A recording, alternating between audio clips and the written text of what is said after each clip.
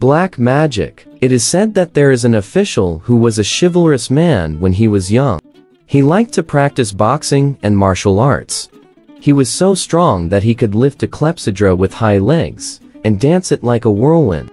During the Chongzhen period of the Ming dynasty, he took part in the palace examination in Kyoto and was very worried because his servant was sick and bedridden. It happened that there was a fortune teller in the market who could tell people's fate of life and death. He was going to ask the servant about the health of his illness.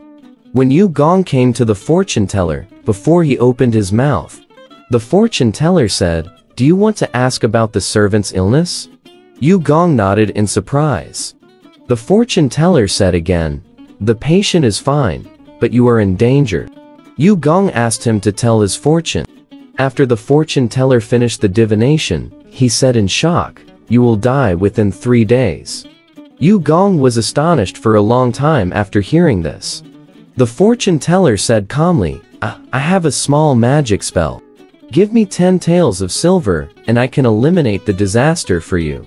Yu Gong thought to himself, life and death are already destined. How can a small magic spell be lifted? He didn't agree and stood up to leave. The fortune teller said, "Be stingy with this little money. Don't regret it. Don't regret it." People who loved and protected Yu Gong were worried about him and advised him to take out all the money and begged the fortune teller to help him eliminate misfortune. But Yu Gong didn't listen.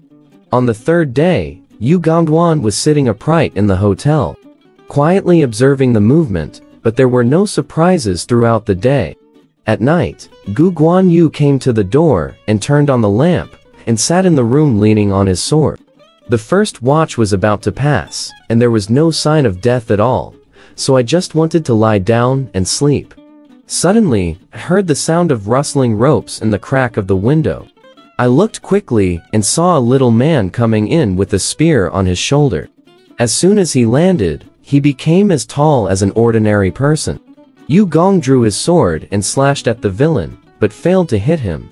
The villain shrank sharply and looked for a crack in the window again, trying to escape. Yu Gong chopped it off quickly, and the villain fell down. When I shined a light on it, I saw that it was a paper figure that had been cut in half at the waist. Yu Gong didn't dare to sleep anymore, so he sat there and waited. After a while, a monster came in through the window, with a face as ferocious as a ghost. As soon as it hit the ground, Yu Gong hurriedly struck at it and cut it into 2 pieces, both of which were squirming on the ground.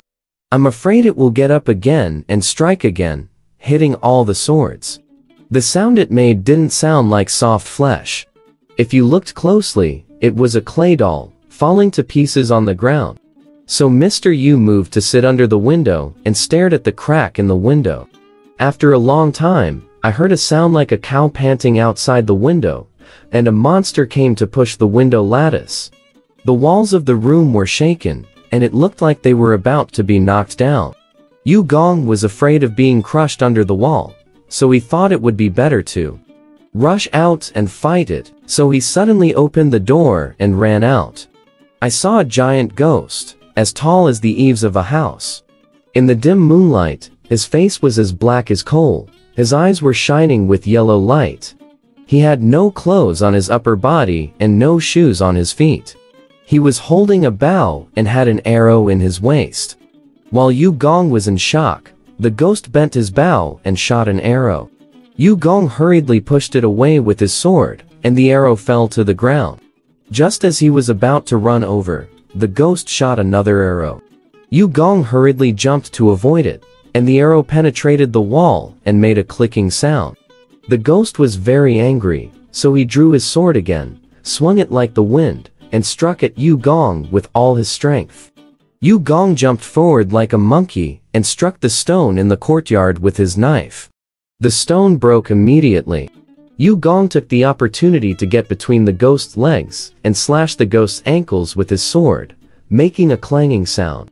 The ghost became even more angry, roared like thunder, turned around and chopped again. Yu Gong leaned forward again, and the ghost's knife came down, cutting off a section of his skirt. But Yu Gong had already reached the ghost's ribs and slashed with his sword, making a clanging sound. The ghost servant fell to the ground motionless. Yu Gong swung his sword and chopped again. The sound was crackling like wood. When I shined a light on it, it turned out to be a puppet, as tall as an ordinary person. The bow and arrow were still tied around his waist, and his face was painted in a hideous and terrifying manner. Blood flowed out from wherever the sword cut him. Yu Gong was afraid that ghosts would come again, so he held a candle and sat waiting for dawn. Only then did he realize that the ghosts were sent by the fortune teller, who wanted to scare people to death to prove his magical power. The next day, Yu Gong informed all his friends, and made an appointment to go to the fortune teller's residence together. The fortune teller saw Yu Gong from afar, but he disappeared in an instant. Someone said, "This is an invisibility spell that can be broken with dog's blood." Yu Gong was ready to go again, as the man said. The fortune teller went into hiding again like last time. Yu Gong hurriedly poured dog blood on the place where he stood. The fortune teller's head and face were blurred with blood, and his eyes flickered like a ghost standing there. So he was escorted to the yamen and executed. Alright, this story has come to an end. If you liked it, please give it a thumbs up. Thank you.